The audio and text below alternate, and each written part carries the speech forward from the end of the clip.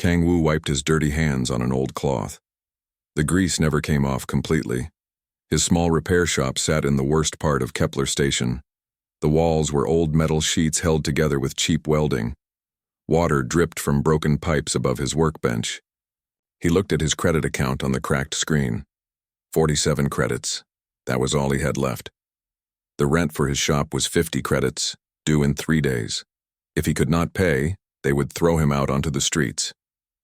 Other repair shops on the station used fancy alien technology.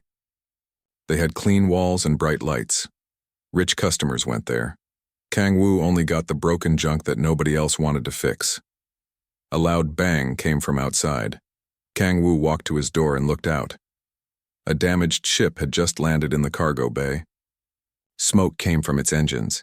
Sparks flew from torn metal on its side. The ship looked very old. It was human-made, but from many years ago. The paint was mostly gone. Large holes showed the inner parts. One wing hung at a strange angle. A tall alien climbed out of the ship. He looked like a giant lizard walking on 2 legs. His scales were green and yellow.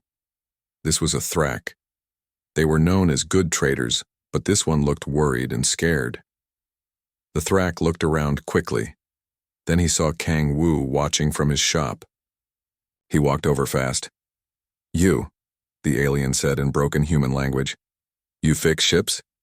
"I try to," Kang Wu said. "Depends what is wrong." The Thrak pointed at his damaged ship. "No fix. I sell. You buy?" Kang Wu walked closer to look at the ship. It was in very bad shape. The hull had big cracks. The engines were completely dead. Most of the control systems had been ripped out. It looked like someone had used it for target practice. "What kind of ship is this?" Kang Wu asked. "Old human ship, Helix class," the alien said quickly. "Very old. Maybe 100 years." Other people in the cargo bay started to look at the ship. Most were aliens from different species. They laughed when they saw it. "Look at that piece of junk," said a blue-skinned Velian. "Humans make such ugly ships." "Why would anyone want that trash?" asked a tall, thin Kepler native. The Thrak heard them and looked even more worried. "I need sell fast, very fast. Bad people look for me. I owe money." Kang Wu understood. The alien was in trouble with dangerous people. He needed to get rid of the ship quickly and disappear. "How much do you want?" Kang Wu asked. 50 credits, the Thrak said hopefully. Everyone in the cargo bay laughed louder. 50 credits for that? The Velian said. "You could not pay someone to take it away. It is just scrap metal," another alien said.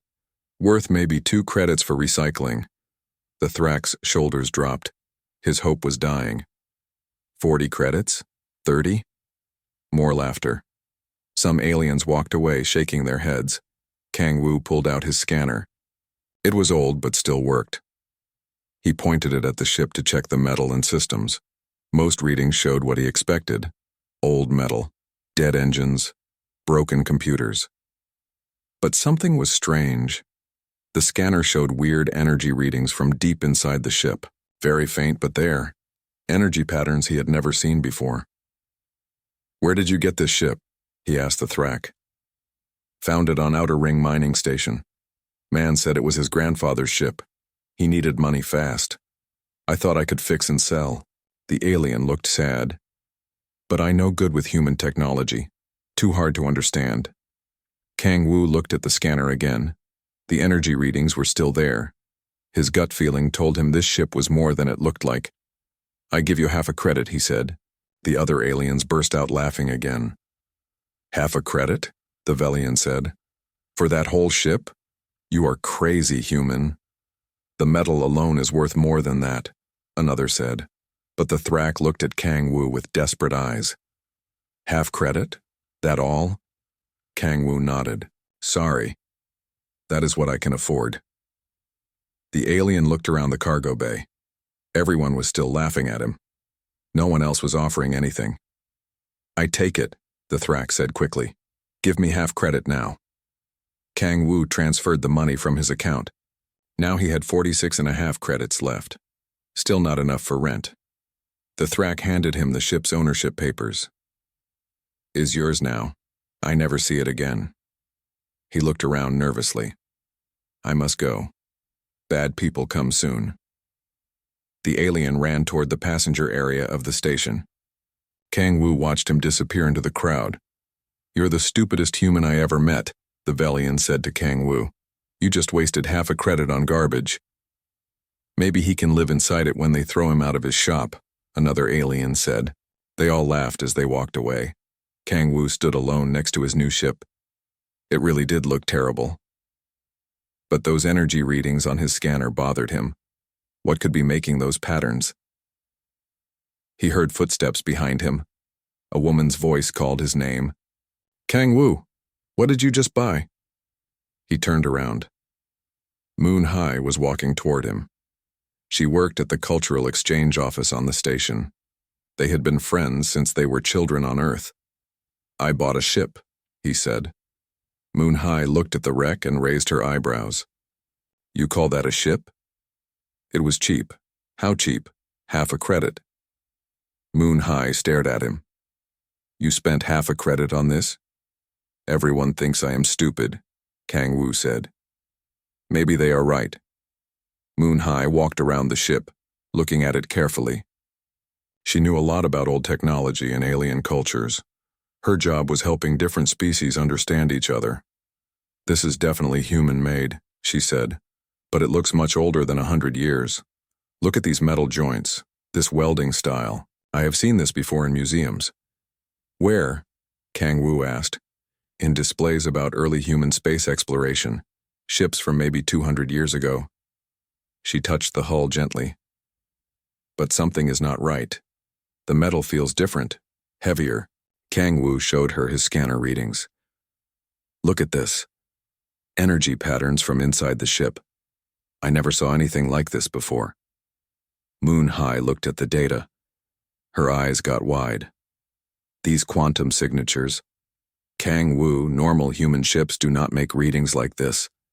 What do you think it means? I think you should look inside this ship very carefully, and I think maybe you just made the best purchase of your life. Moon Hai helped Kang Wu drag his tools to the ship. They worked together to open the main door. The metal was thick and heavy.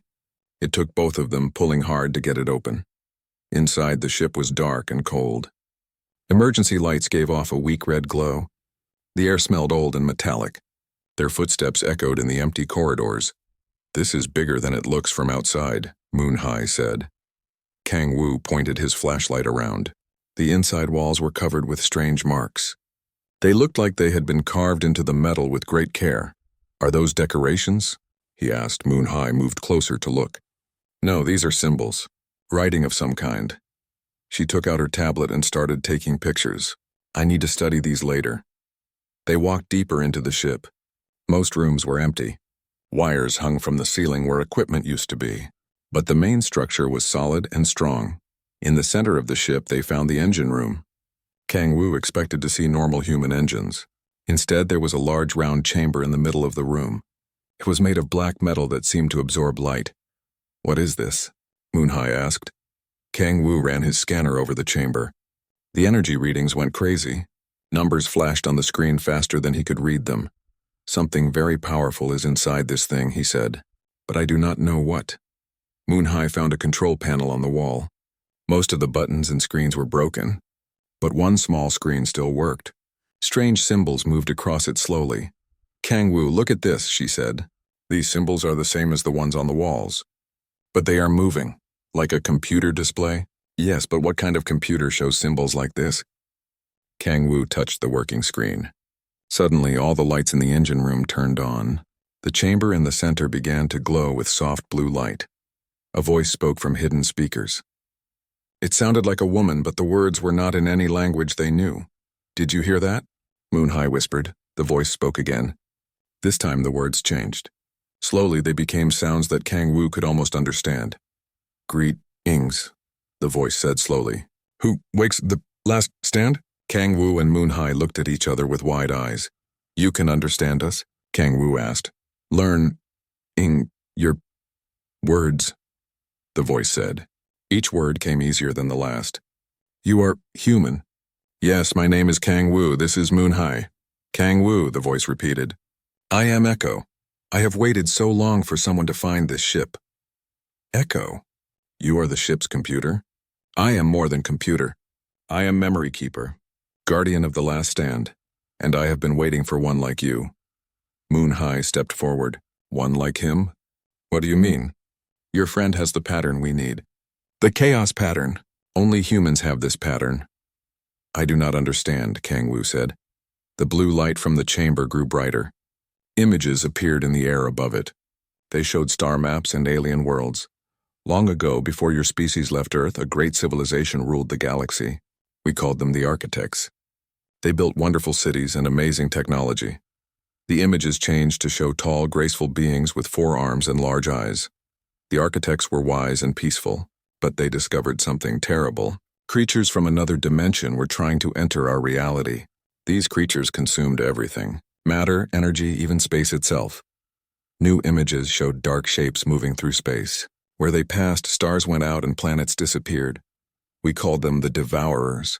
The Architects fought them for thousands of years, but the Devourers grew stronger. In the end, the Architects knew they could not win. What happened to them? Moon High asked. They created a plan. They built special ships called Sentinels. These ships were hidden across the galaxy. Each one had the power to fight the Devourers in a small area. The image showed dozens of ships like the Last Stand flying through space. But the Architects made one mistake. Their minds were too organized, too logical. The Devourers could predict what they would do. So the Architects designed the Sentinel ships to need a different kind of mind. A chaotic mind? Chaotic? Kang Wu asked. A mind that thinks in unexpected ways.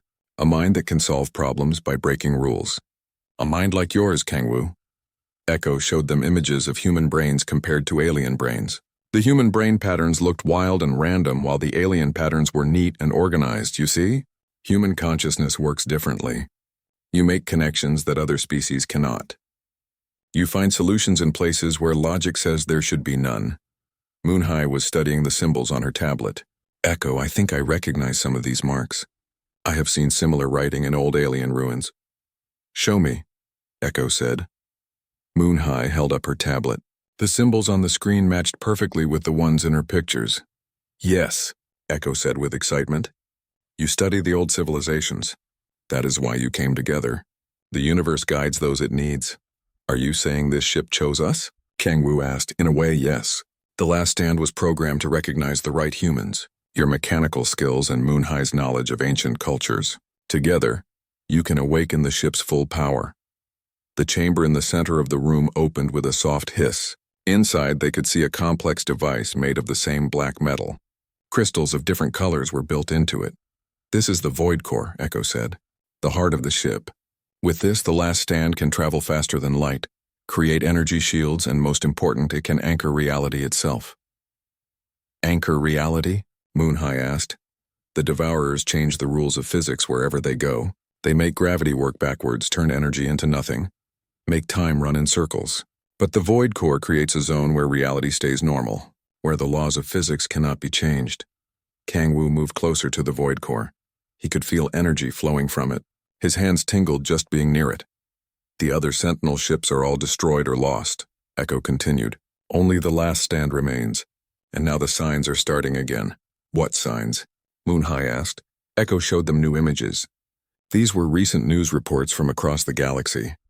Star systems going dark with no explanation, ships disappearing without trace, reality storms in deep space. The Devourers are returning. Kang Wu felt cold fear in his stomach. How long do we have? Not long. Maybe weeks. Maybe days. The Devourers test our reality first, looking for weak spots. When they find them, they will pour through in great numbers. What can we do? Moon High asked. You must learn to pilot the Last Stand. You must awaken its full power. And you must be ready to use it when the time comes. But I am just a mechanic, Kang Wu said. I fix broken machines. I do not fight galaxy-ending monsters. You are much more than you know, Echo said gently. Your mind sees solutions where others see only problems. Your hands can fix what others call impossible. These gifts will save us all. The lights in the engine room began to fade. Echo's voice became weaker. I must rest now.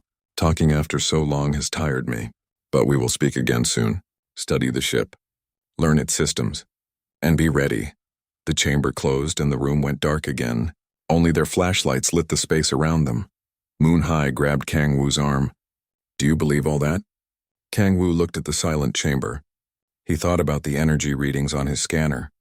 He thought about how the ship's computer had spoken to them. "I do not know what to believe, but I think we need to find out more. The station has a big library. I can research the architects and these devourers. And I will study the ship's systems. If Echo is right, we need to learn fast." They walked back through the dark corridors toward the exit. Behind them, the ship waited silently.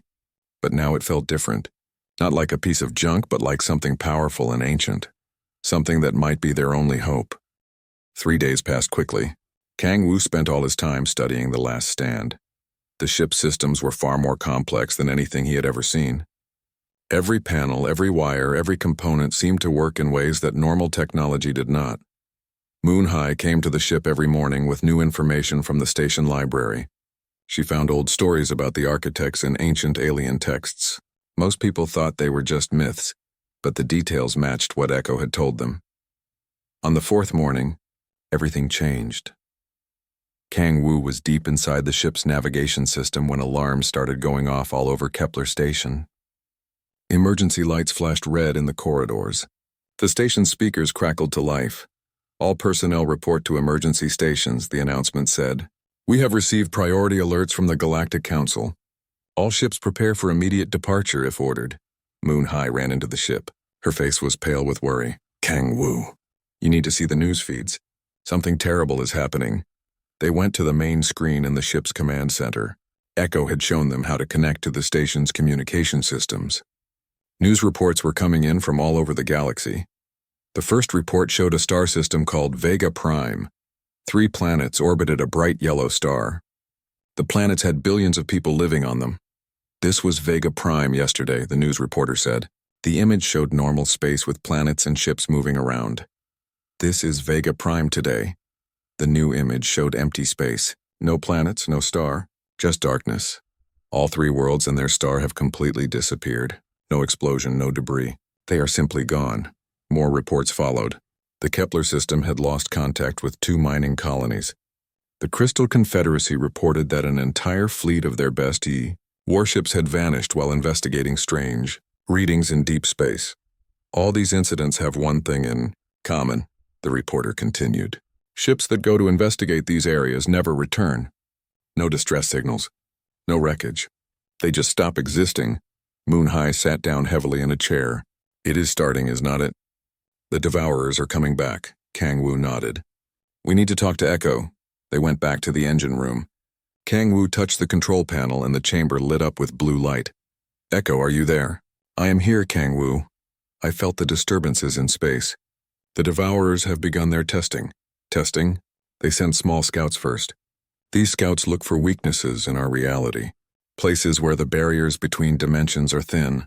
When they find these places, they consume small amounts of matter and energy to make the barriers even weaker." The chamber showed them a map of the galaxy. Red dots marked the places where things had disappeared. "Soon the main force will come through these weak spots. When that happens, they will consume everything in their path." "How long do we have?" Moon High asked. "Days, maybe a week. Not more."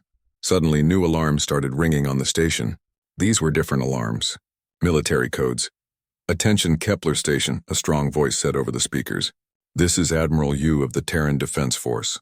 We are approaching your station and request immediate docking permission." Kang Wu and Moon High looked at each other. The Terran Defense Force was Earth's military. They only came to places like Kepler Station when something very serious was happening. "We should go see what they want," Moon High said. They left the ship and went to the main docking bay. A large military ship was connecting to the station. It was sleek and powerful, covered with weapons and armor. Admiral Yu was a tall woman with gray hair and serious eyes. She wore a blue uniform covered with medals. Behind her came a group of soldiers. "I am looking for the human who recently purchased an old ship," she said to the crowd that had gathered. Kang Wu stepped forward. "That was me." Admiral Yu studied him carefully. "You are the mechanic? The one who bought a wreck for half a credit?" "Yes, I need to see that ship immediately. And I need to know everything you have learned about it." They walked together toward the cargo bay where the last stand waited. Admiral Yu's eyes went wide when she saw it. "This is definitely architect technology," she said quietly. "We have been looking for ships like this for years." "You know about the architects?" Moon High asked. "The Terran Defense Force has a special division that studies ancient alien technology. We have found pieces of architect devices before, but never a complete ship." They went inside the last stand. Admiral Yu was amazed by what she saw. "The energy readings from this ship can be detected from light years away," she said. "That is how we found you. This vessel is broadcasting a signal across the galaxy." "A signal to what?" Kang Wu asked. Before Admiral Yu could answer, Echo's voice filled the ship. "The signal calls to the other sentinels, but they cannot answer. I am the last one." Admiral Yu stepped backward in surprise. "The ship's AI is active?" "I am Echo. I have been waiting for someone like Kang Wu to find me." "We need this ship," Admiral Yu said urgently. "Earth's best scientists should study it. We can learn how to fight these devourers." "No," Echo said firmly. "The last stand can only be piloted by Kang Wu. His mind has the chaos pattern needed to use architect technology." "That is impossible. He is just a civilian mechanic." "Admiral," Kang Wu said, "I think you should hear the whole story." They told Admiral Yu everything Echo had revealed about the architects, the devourers, and the sentinel ships. The Admiral listened without speaking, but her face grew more worried with each detail. "If this is true," she said finally, "then Earth's entire fleet cannot stop them. Neither can any other military force in the galaxy." "That is correct," Echo said. "Normal weapons and shields are useless against the devourers. They can change the laws of physics that make such weapons work." New alarms started ringing again. This time they were from an incoming ship. A massive vessel was approaching the station. It was bigger than Admiral Yu's ship and much more threatening. "This is General Bayek of the Hegemony Warfleet," a harsh voice announced. "We demand immediate surrender of the architect vessel. Any resistance will be met with overwhelming force." Admiral Yu cursed under her breath. "The Hegemony. They want the ship for themselves." The Hegemony was a group of aggressive alien species that controlled a large part of the galaxy. They were not evil, but they believed in taking what they wanted by force. "We cannot let them have the last stand," Moon High said. "How do we stop them?" Kang Wu asked. "Their ship has enough weapons to destroy the entire station." Echo's voice became urgent. "Kang Wu, you must begin the bonding process now, before it is too late." "Bonding process? You must connect your mind to the ship's systems. It will hurt, but it is the only way to awaken the last stand's full power." Admiral Yu drew her weapon. "I will try to hold them off. But you need to hurry." General Beck's ship docked with the station using force. They cut through the station's hull with energy weapons. Alarms screamed as air rushed out through the holes. "Kang Wu now!" Echo shouted. Kang Wu put his hands on the void core. Immediately, electricity shot through his body. Pain filled his head as strange thoughts that were not his own flooded his mind. He saw the galaxy as the architects had seen it. He understood how space and time worked together. He felt the devourers pressing against reality like monsters trying to break down a door.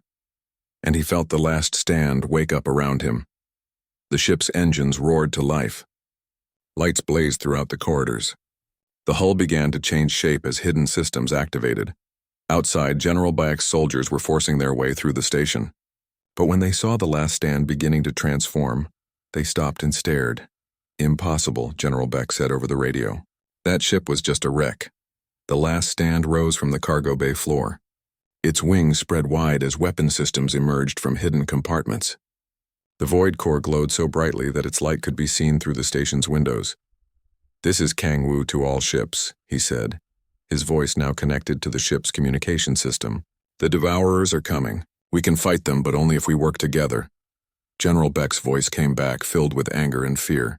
"Surrender that ship, human, or face the consequences." "Admiral Yu," Kang Wu said, "get your people to safety. The real battle is about to begin." The last stand floated in space near Kepler Station. Around it, ships from different species pointed weapons at each other. Admiral Yu's Terran Defense Force vessels faced General Bayek's Hegemony Warfleet. Everyone waited to see who would fire first. Inside the last stand, Kang Wu was learning to use systems he barely understood. The connection to the ship filled his mind with new knowledge, but it came in pieces that did not always make sense. "Echo, why does everything feel so strange?" he asked. You are learning to think like an architect while staying human, Echo explained. It takes time for both minds to work together. Moon High stood beside him at the control center. She could see the stress on his face as he struggled with the mental connection. Are you okay? She asked. I think so. It is like having two sets of thoughts at the same time. Mine and the ship's. Admiral Yu's voice came over the radio. Kang-woo, we have a problem. Long-range sensors show massive disturbances heading toward this sector. Something big is coming. On the main screen, they could see space itself rippling like water. Stars seemed to bend and twist in impossible ways. Devourer scouts, Echo said, much larger than the first ones. They are preparing the way for the main attack force. General Beck's harsh voice interrupted. Human, I do not care about your ancient ship or your warnings. Hand over that technology or we will take it by force. General, Admiral Yu said, if Kang-woo is right about these devourers, we need to work together. This threat is bigger than any of our disputes. I do not believe in fairy tales about ancient monsters, General Beck replied. I believe in superior firepower. Before anyone could respond, space around them exploded with dark energy. A massive shape appeared where empty space had been moments before. It was not exactly a ship. It looked more like a living shadow with tentacles reaching out in all directions. The shadow thing reached toward one of General Beck's smaller ships. When the tentacles touched the ship's hull, the entire vessel simply stopped existing. No explosion, no debris. It just vanished as if it had never been there. What was that? General Beck shouted over the radio. That was a Devourer scout, Echo said, and it is not alone. More shadow shapes began appearing throughout the area. They moved in ways that hurt to look at, twisting through space like they were swimming through water. One of the creatures approached Admiral Yu's flagship. The Admiral ordered her weapons to fire. Laser beams and missiles shot toward the shadow thing, but when the weapons touched it, they just disappeared like the ship had. Our weapons are not working, Admiral Yu reported. Of course they are not, Echo said. The Devourers changed the laws of physics around them. In their presence, energy does not behave the way it should. Then how do we fight them? General Beck asked. For the first time, his voice showed fear instead of anger. With chaos, Kang-woo said. He was beginning to understand what Echo had meant. They can predict logical attacks, but not random ones. The last stand moved forward toward the nearest shadow creature. As it approached, the ship began to change. Its hull shifted into new configurations. Weapons appeared that looked nothing like normal guns or missiles. Kang-woo, what are you doing? Moon High asked. I am not sure. The ship is teaching me. The last stand fired at the Devourer, but not with energy beams. Instead, it shot bursts of controlled chaos, randomized space-time that the creature could not absorb or redirect. The shadow thing writhed and pulled back. Where the chaos bursts hit it, pieces of the creature simply stopped existing. It worked, Admiral Yu shouted. You heard it. But more Devourers were appearing every second. Soon there were dozens of them surrounding the small fleet. We cannot fight them all, General Beck said. His pride was gone, replaced by desperate fear. Echo's voice became urgent. The main force is coming. I can feel them pressing against the barriers of reality. We have maybe an hour before they break through. What do we do? Moon High asked. We need help, Kang-woo said. All the help we can get, Admiral Yu understood. I will send out calls to every fleet in this sector. Human, alien, everyone. I will do the same, General Beck said reluctantly. Even the Crystal Confederacy. We need every ship we can get. Over the next hour, ships began arriving from all over the local systems. Human vessels came first, followed by hegemony reinforcements. Then came the graceful crystal ships of the Confederacy, their hulls sparkling like diamonds. Commander O of the Crystal Confederacy was a tall, elegant being with skin that looked like living gemstone. Her voice was musical when she spoke. We have lost 3 full battle groups to these shadow creatures, she said. Our most advanced weapons are useless against them. Only the Architect ship can fight them, Admiral Yu explained. But it needs protection while it charges its weapons. Dr. Han arrived on a small research vessel. He was a human physicist who specialized in quantum mechanics. Admiral Yu had called him when she first heard about the last stand. I need to understand how this ship works, Dr. Han said as he came aboard. If we can figure out the principles behind its technology, maybe we can adapt our own weapons. Echo appeared on the ship's screens to speak with him. The Void Core creates controlled quantum chaos. It takes the random nature of subatomic particles and amplifies it into macroscopic effects. Dr. Han's eyes lit up with understanding. Brilliant. You are using quantum uncertainty as a weapon. The Devourers cannot predict or control true randomness. Exactly. But the process requires a human mind to guide it. Other species think too logically. They try to make chaos follow patterns, which defeats the purpose. Moon High was studying the tactical displays. More Devourer scouts were appearing at the edge of the system. But these were different, larger, more organized. They are forming up for a coordinated attack, she said. General Back looked at his fleet status. We have 200 ships total, all species combined. It will not be enough, Echo said sadly. The main Devourer force contains thousands of entities. Each one can destroy dozens of normal ships. Then what hope do we have? Commander O asked. Kang Wu felt the ship's consciousness touching his mind. New knowledge flowed into him.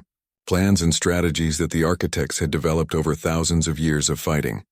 There is one chance, he said slowly, but it means the last stand has to go into the heart of their fleet alone. That is suicide, Admiral Yu said. Maybe. The ship has one weapon that can destroy many Devourers at once. But to use it, I have to get close to their command entity. Command entity? Moon High asked, Echo explained. The Devourers have a hierarchy. The smaller ones follow the larger ones. If we can destroy their leader, the others will be confused for a short time. How short? General Beck asked. Long enough for us to activate the ship's ultimate weapon, Kang Wu said. The reality anchor. What does it do? Dr. Han asked. It creates a zone of stable spacetime. Inside this zone, the laws of physics cannot be changed. Devourers caught inside it become trapped between dimensions. And outside the zone? Commander O asked. Outside they can still consume reality, so the zone has to be big enough to catch all of them at once. Admiral Yu understood the problem immediately. To make the zone that big, you would need enormous amounts of energy. Yes, Echo said quietly. More energy than the ship can generate on its own. Where does the extra energy come from?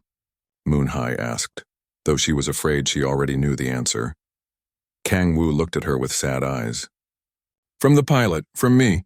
I have to become part of the ship permanently. My consciousness would power the reality anchor. Silence filled the command center. Everyone understood what he was saying. There has to be another way, Moon High said. If there is, we have not found it, Echo replied. The architects faced the same choice. They chose to sacrifice themselves to save the galaxy. Alarms started ringing again. The main Devourer force was beginning to break through into normal space. Reality twisted and warped as massive shadow entities poured through the dimensional barriers. Decision time, General Back said grimly. Kang Wu looked around at all the faces watching him. Humans and aliens who had been enemies an hour ago, now united by desperate hope. Get your fleets ready, he said. I am going in. The Devourer main force filled space with darkness. Hundreds of massive shadow entities twisted through reality like living nightmares. Where they moved, stars went out and space itself seemed to crack. The Allied fleet spread out in a defensive formation. Human ships flew alongside hegemony warships and Crystal Confederacy vessels. Old enemies now fought side by side against a threat that could destroy them all. Inside the last stand, Kang Wu prepared for what might be his final flight. Moon High stood beside him, tears in her eyes. There has to be another way, she said again. Maybe there is, he replied. But we do not have time to find it. Admiral Yu's voice came over the radio. All ships prepare to engage. We will try to clear a path for the last stand to reach the Devourer command entity. Negative, Admiral, Kang Wu said. Do not waste ships trying to help me. I need you to survive long enough to evacuate civilians from nearby systems. General Beck's fleet opened fire first. Their weapons did no damage to the Devourers, but the light show drew attention away from the last stand. For what it is worth, human, General Beck said over the radio, you have more courage than I gave you credit for. Commander O's crystal ships tried a different approach. They used their advanced shields to ram into the smaller Devourers, trying to disrupt their formation. Several ships were lost, but they managed to create gaps in the enemy lines. The last stand accelerated toward the heart of the Devourer fleet. As it flew, the ship continued to transform. Kang Wu felt his consciousness merging deeper with Echo's systems. I can see their structure now, he said to Moon High. The command entity is at the center. It looks like a giant brain made of dark energy. How big is it? she asked. Bigger than Kepler Station, and it is surrounded by dozens of Guardian entities. The Guardian Devourers noticed the last stand approaching. They moved to intercept, their tentacles reaching out like grasping hands. Kang Wu guided the ship through an impossible series of turns and rolls. The architect technology let him move in ways that normal ships could not. He danced between the grasping tentacles, always staying just out of reach. "I cannot keep this up forever," he said. Sweat dripped down his face as he fought to control the ship. "You are almost there," Echo encouraged him. "The command entity is just ahead." The massive brain thing filled their view screen. It pulsed with dark energy that hurt to look at. Smaller devourers swarmed around it like protective insects. "Now comes the hard part," Kang Wu said. He fired the last stand's chaos weapons at full power. The randomized energy bursts tore through the Guardian entities, clearing a path to the command brain. But using the weapons drained the ship's power. Warning lights flashed as systems began to overload. "Kang Wu," Echo said urgently. "You need to begin the final bonding now, before the ship's systems fail." "Final bonding? You must merge your consciousness completely with mine. It is the only way to generate enough power for the reality anchor." Moon High grabbed his arm. "What will happen to you? My body will become part of the ship. My mind will survive, but I will not be human anymore." She looked into his eyes. "Will you still be you?" "I think so. I hope so." The command entity noticed them and began to turn in their direction. Waves of dark energy rolled toward the last stand. "I have to do it now," Kang Wu said. He placed both hands on the void core and opened his mind completely to the ship's consciousness. Pain shot through every nerve in his body as his thoughts merged with Echo's ancient memories. For a moment he saw the galaxy as the architects had seen it, beautiful and fragile, filled with countless species trying to survive and grow. Worth protecting, worth dying for. His body began to change. His skin took on a blue glow that matched the void core's energy. His eyes became points of light that could see across dimensions. "Kang Wu?" Moon High whispered. "I am still here," he said, though his voice now came from the ship's speakers. Just different. The last stand's hull began to reshape itself around the reality anchor weapon.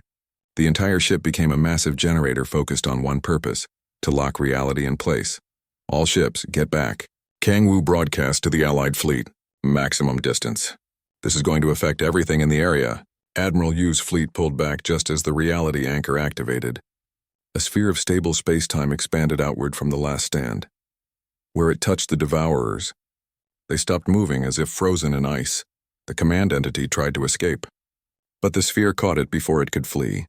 Its dark energy began to flicker and fade as the stable reality prevented it from changing the laws of physics. "It is working," Moon High shouted with joy, but the effort was draining Kang Wu's life force. His consciousness was being pulled deeper into the ship's systems with each second. "Echo," he said, "I cannot hold this much longer." "You do not need to," Echo replied. "Look." The Devourers caught in the reality anchor were beginning to tear apart. Unable to manipulate reality, they could not maintain their existence in normal space. One by one, they dissolved back into the dimension they had come from. The command entity made one final attempt to break free. It poured all its remaining energy into trying to crack the reality anchor's field. For a moment, cracks appeared in the stable space around it. "Kang Wu," Moon High called out. "It is trying to escape!" With the last of his strength, Kang Wu expanded the reality anchor to its maximum size.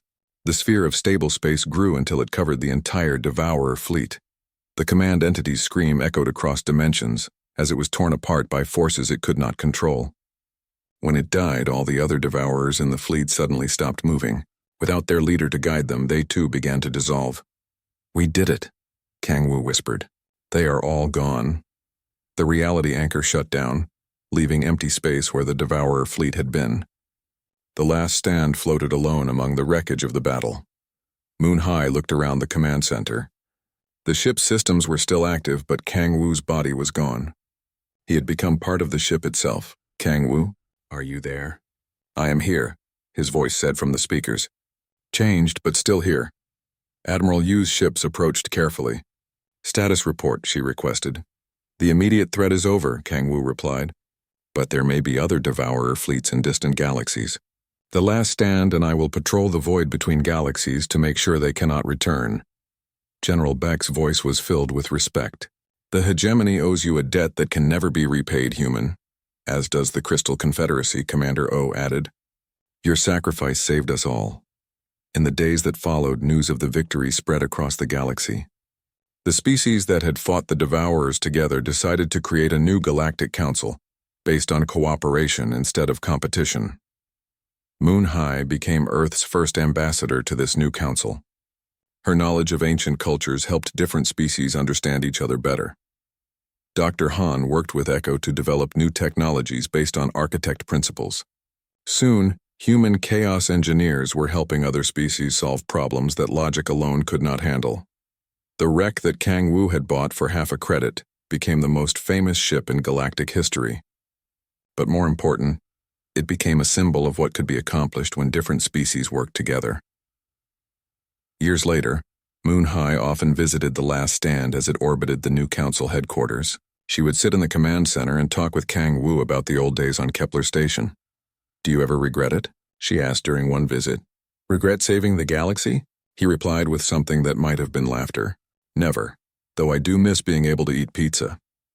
"The ship's replicators can make pizza," Moon High pointed out. "It is not the same when you do not have taste buds." They both laughed at that. Despite everything that had changed, their friendship remained the same. New human pilots were training to work with architect technology. The galaxy was safer now, but it would always need guardians. And humans, with their chaotic minds and endless determination, had proven they were born for the job. Sometimes, late at night, Moon High would look up at the stars and remember a poor mechanic who spent his last half credit on a piece of junk. That simple purchase had changed everything. It just went to show that you never knew what treasures might be hiding in the wreckage, waiting for the right person to find them. The Last Stand continued its patrol of the void, carrying Kang Wu's consciousness among the stars. He was no longer human in body, but his spirit remained as stubborn and resourceful as ever. And somewhere in the darkness between galaxies, he kept watch, making sure that reality stayed safe for everyone who called it home.